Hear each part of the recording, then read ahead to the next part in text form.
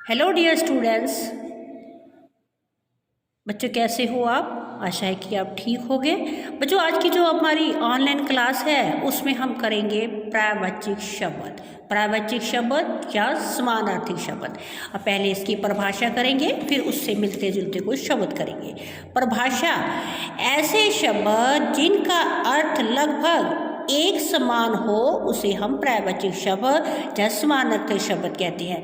भाव ये कि ऐसे शब्द जिनका हम लगभग एक जैसा अर्थ निकालते हैं, एक जैसा समान अर्थ होता है, उसे हम क्या कहते हैं? पर्यायवाची शब्द या फिर समानार्थी शब्द। फिर से रिपीट करते हैं, ऐसे शब्द जिनका अर्थ लगभग एक समान सा हो उसे हम पर्यायवाची शब्द कहते हैं और जहाँ समानार्थी शब्द कहते हैं। तो कुछ ऐसे ही शब्द हैं जिनको आज हम क्लास में रीड करेंगे।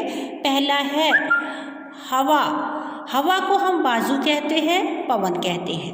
हवा को हम क्या कहते हैं? बाजू कहते हैं, पवन कहते हैं। फूल को हम सुमन कहते हैं, कुसुम कहते हैं।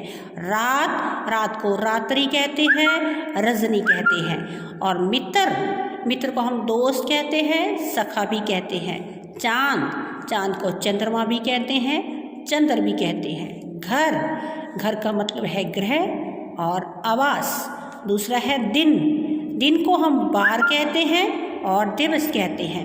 इसी तरह धरती को हम भू कहते हैं और भूमि कहते हैं। शाम को हम संध्या भी कहते हैं और सांझ भी कहते हैं। संसार को हम जग भी कहते हैं और जगत भी कहते हैं। तो ये है समानार्थी शब्द।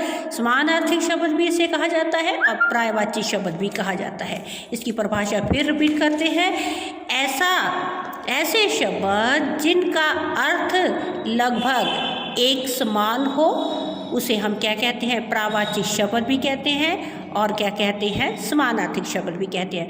तो बच्चों आपने इन शब्दों को अच्छी तरह रीड करना है। रीड करने के बाद लर्न भी करने हैं और अपनी फेयर कॉपी पे नोट करना है और इसकी जगह पर और 10 ऐसे ही शब्द लेकर उनको भी आपने उसके समानार्थी शब्द और जहाँ पर्यायवाची शब्द लिखने हैं। Thank you students.